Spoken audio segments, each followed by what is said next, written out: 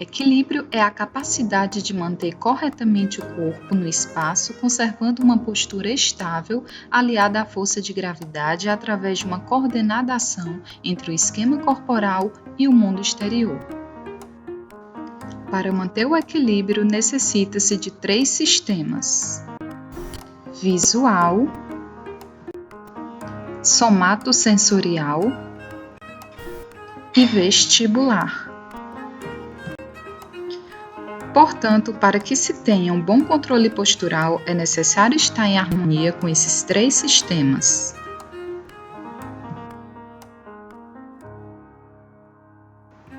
O sistema visual relata dados sobre a posição e o movimento da cabeça.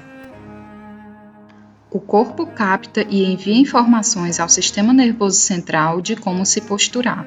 Entende-se que, sem uma boa captação visual, o sistema somatosensorial entenderá as informações de forma errada. Por exemplo, quando avalia-se a postura e observa-se que o paciente tem uma inclinação da cabeça. Essa inclinação não necessariamente seria por um encurtamento ou contratura na musculatura do trapézio, da musculatura superior ou cervical. Pode ser por um ajustamento visual. Daí, quando ao fazer esta inclinação da cabeça, toda a coluna vai se amoldar, compensar e se modificar, para que, embora com essa postura, realize-se uma caminhada vertical. Desta forma, não adianta estar trabalhando a correção músculo-esquelética sem estar trabalhando a correção visual. O reflexo vestíbulo-ocular é o comando do movimento de comportamento enviado pelo sistema nervoso central após captar a imagem do visual, como, por exemplo, em uma queda livre. Percebe-se nesta foto que o sistema visual é o mais importante neste movimento. O sistema visual está sendo uma fonte de estabilização cefálica, mas nota-se que ele não atua sozinho. Temos aqui a posição da mão de ambas as pessoas procurando uma propriocepção tátil para se equilibrar. São diversas as situações que dizem muito e que às vezes desprezamos. Ao trabalhar postura, pode-se estar fazendo uso de outros sistemas para ter maior ganho e evolução mais rápida.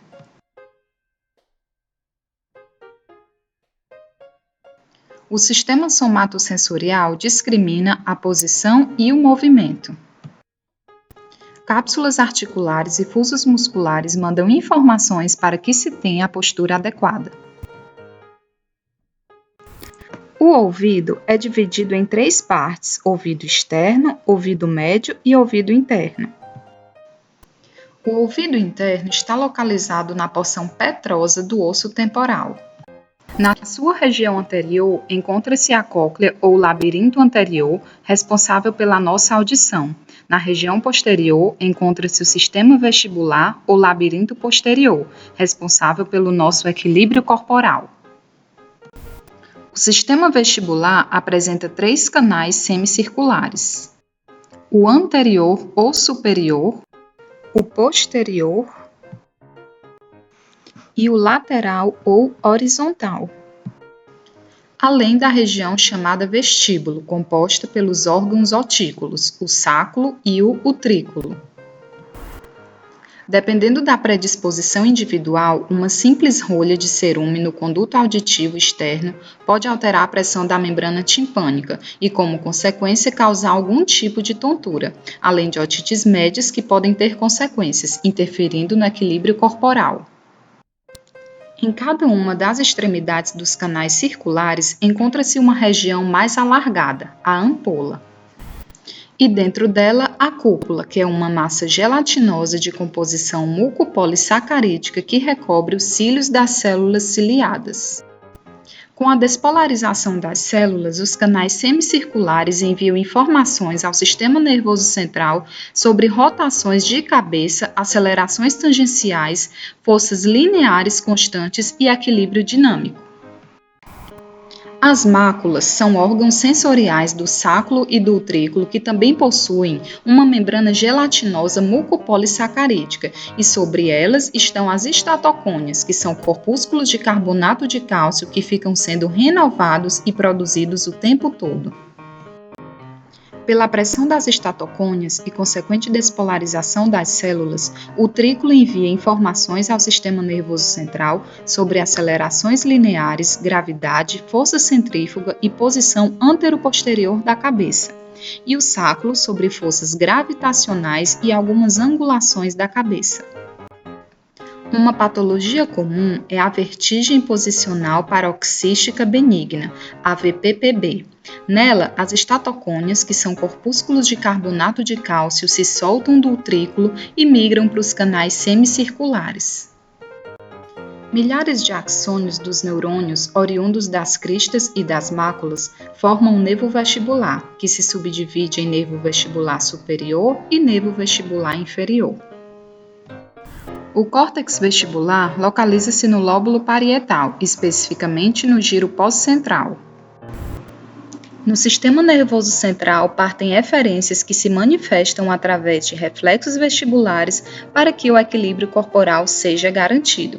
Os principais deles são reflexo vestíbulo-ocular, que mantém a visão estável durante o movimento cefálico, reflexo vestíbulo-espinhal, que é responsável pela estabilização corporal, e reflexo vestíbulo-cortical, que atua na percepção do espaço e do movimento. Essas informações serão integradas, processadas e vias eferentes serão enviadas para que se garanta o equilíbrio corporal, além de conexões intermediadas pelo tálamo. Alterações no tronco encefálico podem desencadear quadros de desequilíbrios corporais, sensação de fraqueza nos membros inferiores, fotofobia, dentre outros sintomas. As lesões cerebelares também são responsáveis por marchas atáxicas, dismetrias, disdiacocinesia, além de hipotonia global.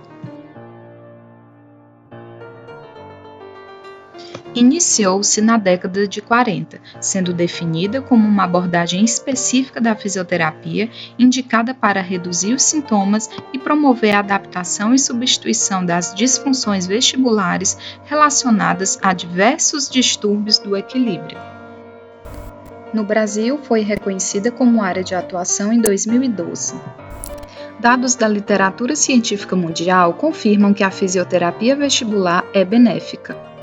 Portanto, as evidências indicam que encaminhar ou começar a fisioterapia vestibular o quanto antes pode proporcionar melhora dos sintomas de tontura e prevenir complicações futuras, como ansiedade, redução da capacidade funcional, consequências do imobilismo e possibilidade de quedas.